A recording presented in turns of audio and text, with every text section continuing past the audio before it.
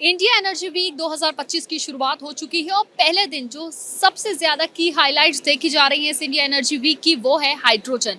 क्योंकि धीरे धीरे जो फोकस है और शिफ्ट है वो हाइड्रोजन की तरफ हो रहा है और यही वजह है प्रधानमंत्री ने भी अपने भाषण में जो संबोधन उन्होंने एड्रेस किया, उन्होंने यहाँ पर मेहमानों को जो दुनिया भर से पहुंचे हुए हैं उन्होंने हाइड्रोजन का खास जिक्र किया, इथेनॉल का जिक्र किया।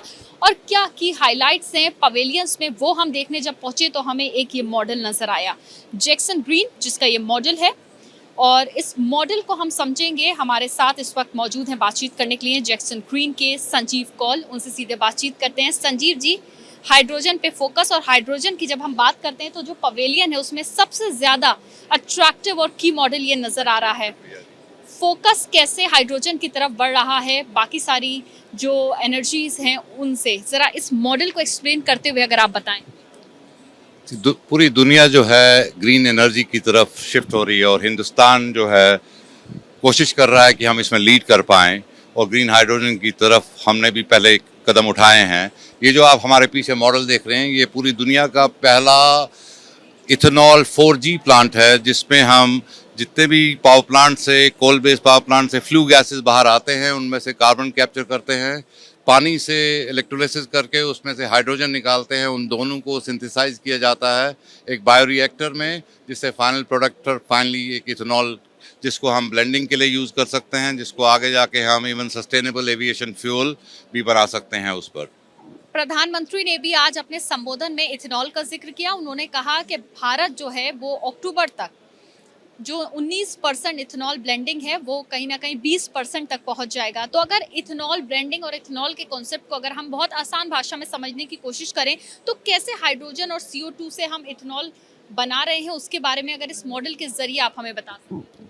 अभी इस मॉडल में अगर आप आगे देखेंगे तो ये इलेक्ट्रोलाइजर्स हैं जिसमें पानी जाता है, जिस पानी में हाइड्रोजन और ऑक्सीजन मॉलिक्यूल को स्प्लिट करता है, वो हाइड्रोजन को आगे लेके जाता है और एक फ्लू गैसेस से कार्बन को हम कैप्चर करते हैं, उन दोनों को आपस में मिला के एक बायोरिएक्टर, एक एंजाइम बेस्ड एक टेक्नोलॉजी है एक अमेरिकन कंपनी LanzaTech की, उसको वहाँ से फिर एक डिस्टिलेशन में उसको साफ़ किया जाता है जिससे फाइनली वो इथेनॉल जो है 99.9% निकलता है, जिसको फिर ब्लेंडिंग के लिए आप यूज़ कर सकते हैं कहीं पर भी, या नॉर्मल अभी आज जैसे आप CNG जब ब्लेंड करते हैं उसमें इथेनॉल लगाते हैं। फाइनली ये जो इसमें और उसमें ये फ़र्क है वो गैस बेस्ड होता है। ये जो है आप यहाँ पर एक रिन्यूएबल एनर्जी, इसमें आप सोलर की ऊर्जा को यूज़ करते हैं इस पूरे प्लांट को पावर करने के लिए, वो एक फ़र्क है उन दोनों में। अगर समझें तो ये प्लांट कब तक तैयार हो जाएगा, कितना टाइम लगेगा और इससे आगे फ्यूचर जो है वो क्या होने वाला है? ये एक पायलट प्लांट है जो कि अगले 12 महीने में हम तैयार करेंगे। ये NTPC सिमाद्री और पूरी मटका आंध्र प्रदेश विशाखापट्टनम तट के पास में जगह है जहाँ पर ये प्रोजेक्ट बनेगा। और इस प्रोजेक्ट के बाद जो इसका नेक्स्ट फेज़ होने की गुंजाइश है कि ये कमर्शियल लेवल पर 150 TPD, ऑलमोस्ट TPD का मतलब है टन्स पर डे, तो उस क्षमता का एक प्लांट बनाने की योजना बन रही है जो कि अगले 6-7 महीने में उसका भी फाइनलाइजेशन हो जाएगा हिंदुस्तान में। क्या ये देश और दुनिया का पहला प्लांट है? ये पूरी दुनिया का पहला 4G इथेनॉल प्लांट है और ऑब्वियसली हिंदुस्तान का भी पहला ही प्लांट है। आपने जैसे हमें पूरा एक्सप्लेन किया कि ये बायो रिएक्टर में जाता है और उसके बाद ये प्रोड्यूस होता है, मुझे ये समझाइए बहुत आसान भाषा में सर, ताकि हमारे जो दर्शक हैं वो भी समझ सकें कि इथेनॉल का क्या क्या इस्तेमाल होता है और क्यों हाइड्रोजन को भी ख़ास तौर से फ्यूल ऑफ द फ्यूचर माना जा रहा है और अब तो हाइड्रोजन और CO2 को मिला के इथेनॉल जो है वो ब्लेंड करके। इथेनॉल एक ई फ्यूल है कि एक जिस तरह मैंने समझाया कि एक इथेनॉल जो है एक रिप्लेसमेंट फ्यूल है और ए पीरियड और लॉन्ग टर्म। अभी तो ब्लेंडिंग आस्ते आस्ते शुरू हो गई, प्रधानमंत्री ने भी 20% का टारगेट रखा है। तो इथेनॉल को ब्लेंडिंग करने से हमारे जो नेचुरल गैस जो भी हम इंपोर्ट करते हैं उसकी कमी हो जाएगी, तो that will reduce our import bills on natural gas, also on dependence on our fossil fuels, जो भी हम जो फॉसिल फ्यूल्स जो हैं जिन पर हम डिपेंडेंट है। तो आस्ते आस्ते इथेनॉल से आगे जो टेक्नोलॉजी अभी जो आ रही है निकल के वो है कि हमने कहा कि एविएशन फ्यूल बनेगा जो कि लग रहा है कि जो सबसे ज़्यादा हिंदुस्तान में आगे बढ़ के उसके प्लांट सबसे ज़्यादा बनने की शुरू हो जाएंगे।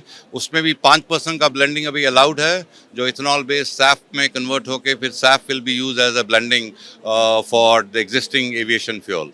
देश में प्रदूषण की बहुत ज्यादा बात होती है, कितने हद तक प्रदूषण में कमी आ सकती है अगर इसी तरह हम ऐसी एनर्जी की तरफ बढ़े जिससे जो प्रदूषण है उसको कट करने में मदद मिले? दो चीज़ें हैं इसमें, इन प्लांट्स में। एक तो ऊर्जा से हम पावर लेते हैं, हम कोई कोयला या किसी भी नेचुरल गैस से पावर नहीं लेते हैं। सब जो पावर है वो जनरेट होती है या तो सोलर से या तो विंड से।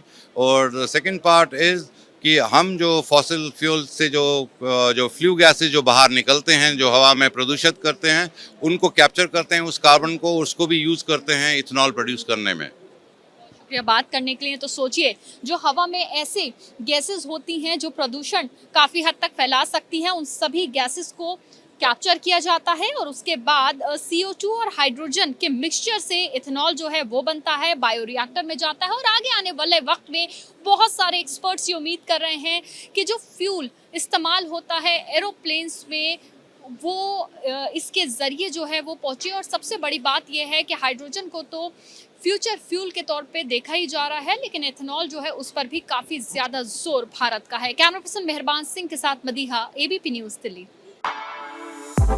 For exclusive and insightful videos, subscribe to our new channel ABP Live Premium.